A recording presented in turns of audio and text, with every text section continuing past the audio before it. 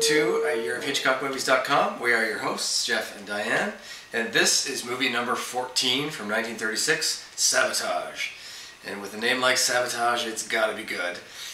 Immediately following the completion of last week's movie, Secret Agent, Alfred Hitchcock and Charles Bennett began adapting their next movie. They went to Switzerland, where they often went, and chose to adapt the book, Secret Agent, written by Joseph Conrad in 1907. For obvious reasons, they couldn't call this movie Secret Agent. They finally settled on the title Sabotage. What's interesting, too, is with the United States censors, the production code, they couldn't call it Sabotage because the code felt like that title would incite sabotage and violence. So in the United States, the movie was released under the title A Woman Alone. Interesting. That's not the last time we're going to fight with the censors. Now, this is a very well-known novel, Secret Agent, written in 1907. It's been taught for years in high schools and universities. I personally had not read it until earlier this week.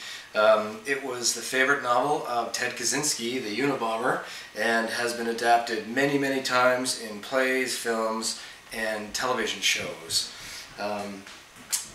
Hitchcock and Charles Bennett adapted it. Ian Hay did the dialogue, and we saw Ian Hay doing the dialogue in last week's movie and the week before. This is the last time we're going to work with Ian Hay. And someone named Helen Simpson was brought in to work on the dialogue as well. Helen Simpson wrote the books about Sir John, which of course Hitchcock made into the movie Murder. And right at this time in 1936, she's writing a book called Under Capricorn, which will be made into a Hitchcock movie called Under Capricorn down the road. And the book is worthwhile reading, again, if you want to see which parts were brought in by all these people and which parts were just the book.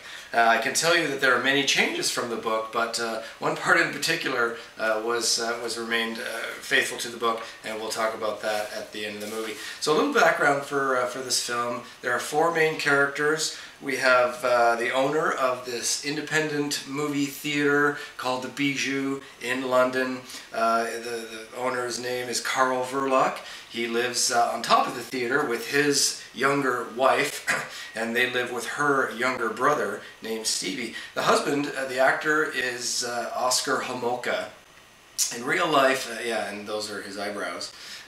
In real life, watch for those eyebrows. In real life, he was born in Austria, and right about 1936, he, like a lot of Austrians, fled Nazi Germany, kind of like the Von Trapp family, and came to work in London, in England as an actor, kind of like Peter Lorre, on his way to Hollywood to star in Hollywood films, kind of like Peter Lorre.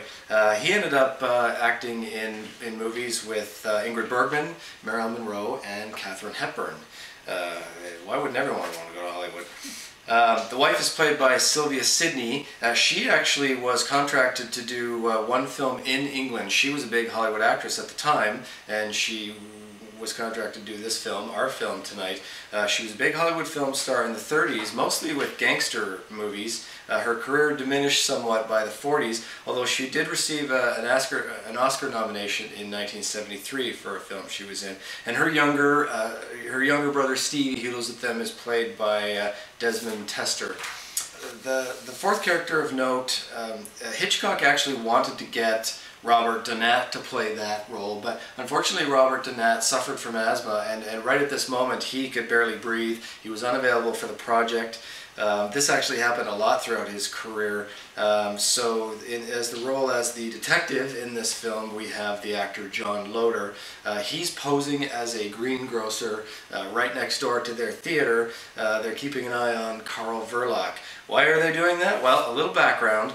Our movie is set in 1936 in present-day London, and basically takes place over a period of 4 days. And on day one, we have some sabotage. Someone has sabotaged London's big power plant, not just any power plant, but the Battersea Station, the big power plant in London.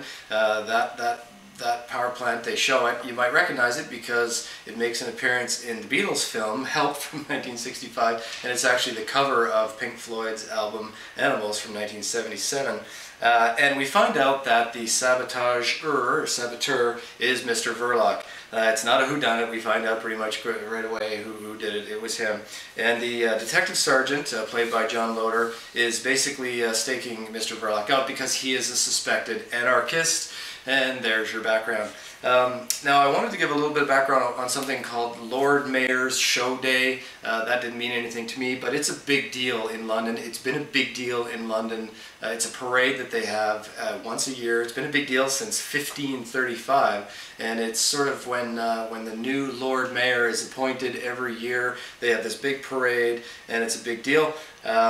And just giving a little perspective too, in 1936, you know, right at the moment when Secret Agent was finished and they were working on this film, that was exactly the moment when King George V died, and he was succeeded by his son, who was Edward VIII, and that's the King's Speech moment. That's the son that didn't want to be the king and abdicated a year later and had his younger brother, who became George VI, the fellow with the speech impediment, come in.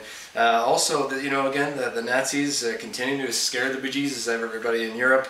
You know, everybody in England certainly watching and getting lots of paranoia about what was going on with Germany arming themselves, and you know, we're wondering just who could be sabotaging them. So there's no cameo to look for, and what's interesting is that pretty much from next week's film on, Alfred Hitchcock will make a cameo in pretty much every other movie, just not this one. But we do get an appearance from Claire Greet in this one, and she's the actress who appears in more Hitchcock films than anyone else except for Alfred Hitchcock. So good. So this film from 1936, where a lot was going on in Europe at the time, 1936, Alfred Hitchcock's Sabotage. Here's your package, sir.